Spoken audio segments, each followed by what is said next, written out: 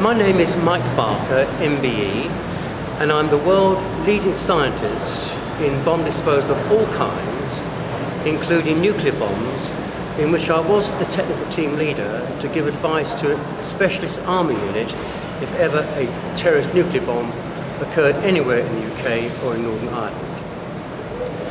In this area of expertise, there is a World War II wreck called the SS Richard Montgomery, which lays off of Sheerness in North Kent, 2,000 metres from Tesco's. It still has on board an estimated 10,353 bombs. Now, those bombs could stay there until doomsday, providing if that wreck did explode, the public would be safe. That has never been done since the time that wreck sank in the 20th of August 1944. This is not just to be pleasant to the people, it is required by law, and in particular the Explosive Substances Act of 1883, Section 2, which relates to a risk to life from explosives, which is quoted in terrorism cases. But here we have governments, since 1944, have totally disregarded this law and have now broken that law and are committing treason, because adjacent to that wreck, only a few miles away, on the Isle of Grain, they've allowed the siting of Europe's largest storage of liquid and natural gas on the National Grid site in surface silos containing 1 million cubic metres of liquid natural gas, which would be easily demolished by the explosion of Montgomery, and when that mixes with 4 times its mass of oxygen from the air, it would equate to an explosive blast equivalent to 160 Hiroshima nuclear bombs. Now, although there's no radiation attached to that, it would also consume all the oxygen from the ground upwards to several thousand metres in man's greatest poisonous gas cloud ever created, which would be highly charged with carbon monoxide because of the lack of oxygen, and that would take at least an hour to clear, depending upon prevailing meteorological and wind conditions. So between the blast and being poisoned by this gas cloud, that would very likely kill us all in the southeast of England now, including her Queen, and hence the charge of treason I am bringing against David Cameron and his Department of Transport and all those who supported him, including Jeremy Wright, the current Attorney General. I sent 2 letters to Cameron and Jeremy Wright in December. I've checked with their post rooms, they have received them, and I have not had the courtesy of a reply. So that has been their warning that I'm bringing a court action against them, which I will be doing tomorrow, and that's the most serious crime on our books, which in fact should allow the judge to call for their immediate arrest until the court case is heard, where they will have to provide an expert of the same calibre as me to defend their position, which they have failed to do so far because I've asked them.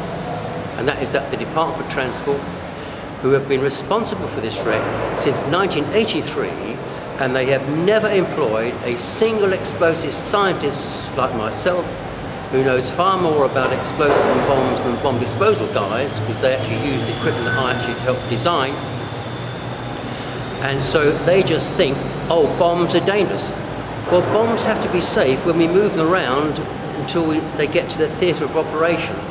And all these bombs on this wreck, in my expert opinion, have always been safe to clear, and I've offered to lead the way to clear them, and I had the support of the world's leading salvage company, Smith, in their office in 2008, Roger Elliott, who said, Mike, if you're going to lead the way into this wreck in a small submarine, you can have the whole support of Smith, because we'll be there, because normally experts like to stay in safety while we take the risks. I replied, I can assure you that it would be like crossing a road and being killed because you hadn't looked. It is that safe. And it's far safer than the explosive improvised device I made safe in Northern Ireland on the 12th of November 1971, which the Chief Bomb Disposal Officers very generously nominated me for an M.B.E for gallantry, which was the highest award for gallantry a civilian can get during peacetime, and it's no longer given. So we've got here a government department who should have their own arms open wide to have an expert such as myself saying these are safe to clear, but no, instead they say, you're just being vexatious, to which I reply, at least I'm not breaking the law and committing treason. So tomorrow will be a very, very large case. I've tried to get the press and the media interested, but they've been told by MI5 to keep away.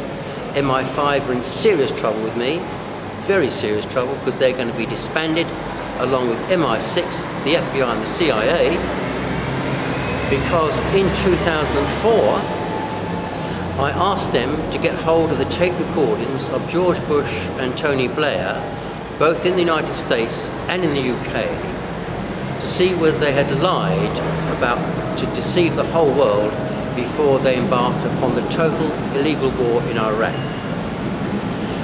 They refused to do this, so I then gave them 4 weeks to get hold of that information and to assess its importance, because if they found they had lied, they should put the needs of their people first above their Prime Minister and their President. And I said, if you don't, I will inform every known terrorist organisation in the world how to protect nuclear bombs so they can never, ever, ever be made safe.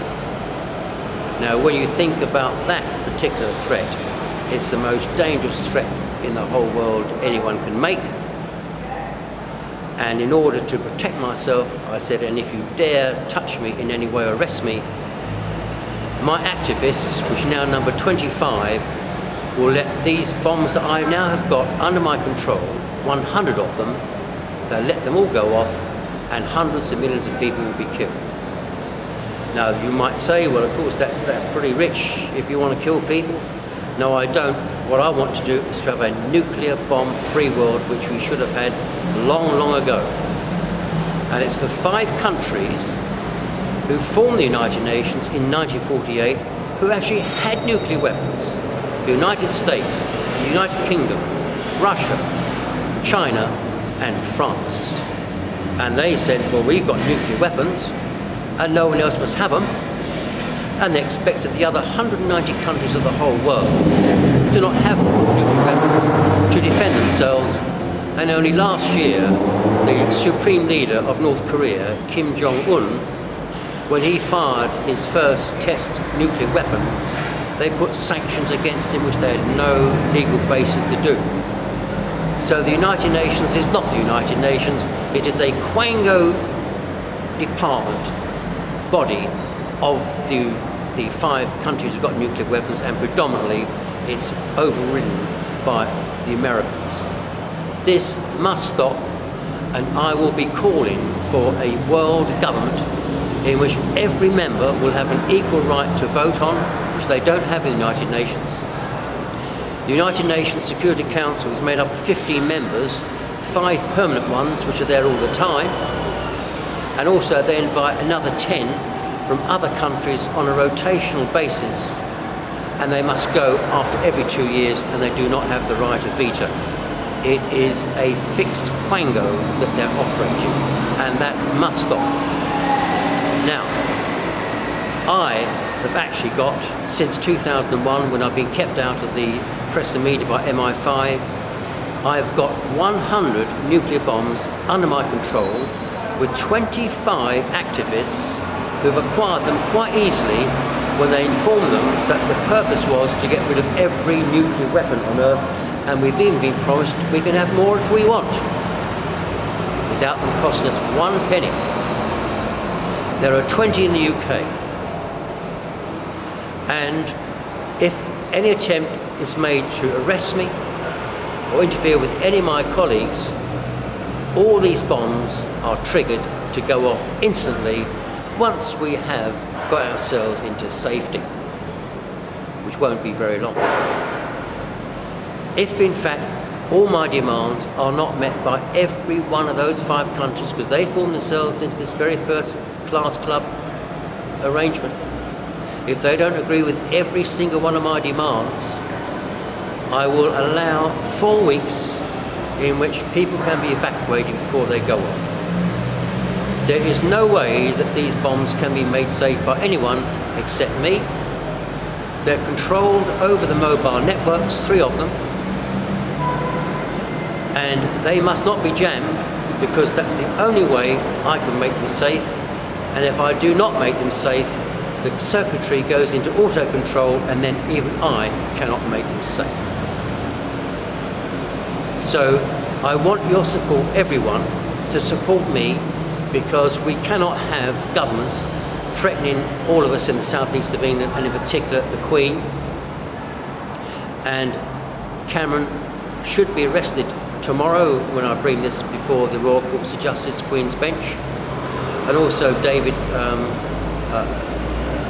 and other ex-Prime Ministers too. I've got letters from them all when I've raised this with them, the concern, so they can't say they didn't know about it. And also against the Department for Transport, Patrick McLaughlin. You might remember he was the guy who Maggie Thatcher awarded with a junior post in the Department for Transport because he broke the picket lines when he was at Littleton Colliery, when the miners went on strike. He walked through the picket lines, and when the strike was over, they couldn't put him back down the pit because he had been sorted out. But Maggie Thatcher gave him a pat on the back and awarded him with a junior ministerial post. That's the sort of guy we've got running the Department for Transport. The same department that doesn't make sure that when roadworks need to be done on the motorways, they work 24 hours a day, and you'll see miles and miles of cones put out with no workers inside at all. That's the Department for Transport we got, who also are sticking their nose into the our airline business of the future.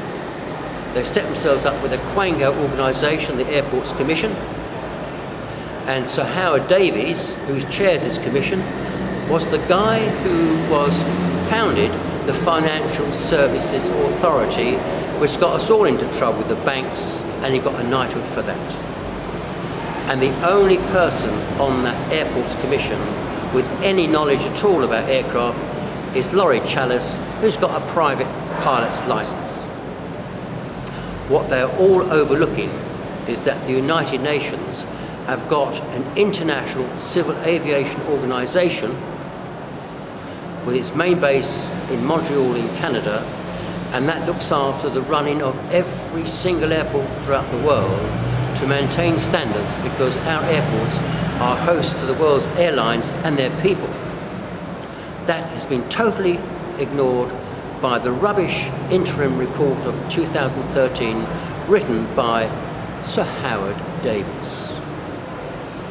Wherever way you turn, our government gets itself into a mess because it likes saying a great deal of things it knows very little about. So I hope that you might just take a view of this report today. My email address is quite easy. It's without any full stops or underscores. It's Mike A for Alexander, Barker, M.B.E. @gmail.com, and I'll be looking forward to many of your comments, and I hope I get your support for what I'm doing. Thank you very much indeed for listening.